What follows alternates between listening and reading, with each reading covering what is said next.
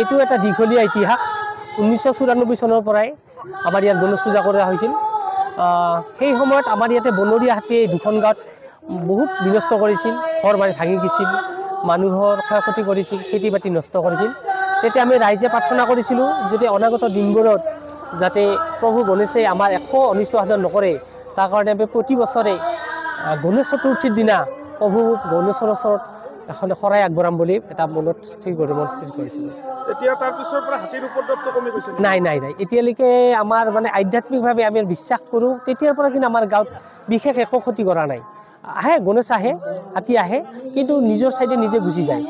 মানুহৰ এটা বিশ্বাস আছে এই মন্দিৰত আহি শৰাই এখন আগবঢ়ালে বা সেৱা কৰিলে গণেশৰ বন্যহস্তিৰ পৰা পৰিত্ৰাণ পোৱা যায় আৰু মনোবাঞ্ছা পূৰণ হয় বুলি লোকবিশ্বাস আছে। হয়, এইটো মানুহবিলাকে কৈ আছে। আৰু আপোনালোকে দেখাই পাইছে আমাৰ ইয়াত বিশেষ কোনো জাক জমকতা নাই, সকলোবোৰ আধ্যাত্মিকতা। সকলোৱে আধ্যাত্মিকভাৱে আহে, মনত কিবা এটা থাকে, সেইটো সেই প্ৰভু গণেশৰ উচৰ্গা কৰে, এয়ে আৰু মনৰ আশা পূৰণ হয় বুলি কয়। হয়, এইটো হয়, আমিও ফল পাইছোঁ আৰু বিশেষকৈ এই অঞ্চলৰ মানুহখিনিয়ে ফল পাইছে। এই অঞ্চলত বিশেষ কৰি বহুত ঠাইত বহুত মানে ক্ষয়ক্ষতি কৰে, কিন্তু প্ৰত্যেকে আজিৰ দিনত আহি প্ৰসাদ শৰাই আগবঢ়ায় আৰু সেইটো মনোবাঞ্ছা তেওঁলোকে পায়।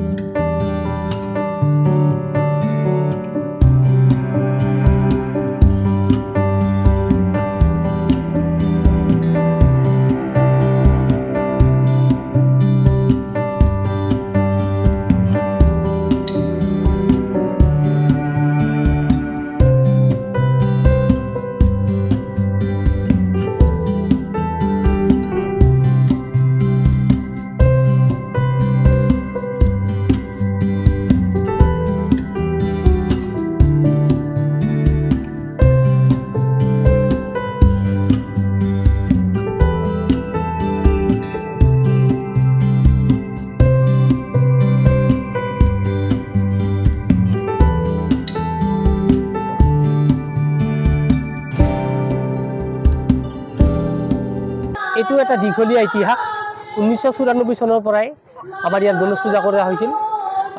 সেই সময়ত আমাৰ ইয়াতে বনৰীয়া হাতীয়ে দুখন গাঁৱত বহুত বিনষ্ট কৰিছিল, ঘৰ বাৰী ভাঙি গৈছিল, মানুহৰ ক্ষয়ক্ষতি কৰিছিল, খেতি বাতি নষ্ট কৰিছিল।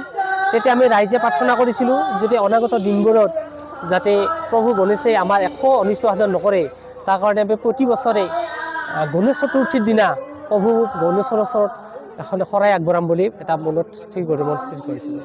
এতিয়া তাৰ পিছৰ পৰা হাতীৰ উপদ্ৰৱটো কমি গৈছে? নাই। এতিয়ালৈকে আমাৰ মানে আধ্যাত্মিকভাৱে আমি বিশ্বাস কৰোঁ, তেতিয়াৰ পৰা কিন্তু আমাৰ গাঁৱত বিশেষ একো ক্ষতি কৰা নাই। আহে গণেশ আহে, হাতী আহে, কিন্তু নিজৰ চাইডে নিজে গুচি যায়। মানুহৰ এটা বিশ্বাস আছে এই মন্দিৰত আহি শৰাই এখন আগবঢ়ালে বা সেৱা কৰিলে গণেশৰ বন্যহস্তিৰ পৰা পৰিত্ৰাণ পোৱা যায় আৰু মনোবাঞ্ছা পূৰণ হয় বুলি লোকবিশ্বাস আছে। হয়, এইটো মানুহবিলাকে কৈ আছে। আৰু আপোনালোকে দেখাই পাইছে আমাৰ ইয়াত বিশেষ কোনো জাক জমকতা নাই, সকলোবোৰ আধ্যাত্মিকতা। সকলোৱে আধ্যাত্মিকভাৱে আহে, মনত কিবা এটা থাকে, সেইটো সেই প্ৰভু গণেশৰ উচৰ্গা কৰে, এয়ে আৰু মনৰ আশা পূৰণ হয় বুলি কয়। হয়, এইটো হয়, আমিও ফল পাইছোঁ আৰু বিশেষকৈ এই অঞ্চলৰ মানুহখিনিয়ে ফল পাইছে। এই অঞ্চলত বিশেষ কৰি বহুত ঠাইত বহুত মানে ক্ষয়ক্ষতি কৰে, কিন্তু প্ৰত্যেকে আজিৰ দিনত আহি প্ৰসাদ শৰাই আগবঢ়ায় আৰু সেইটো মনোবাঞ্ছা তেওঁলোকে পায়।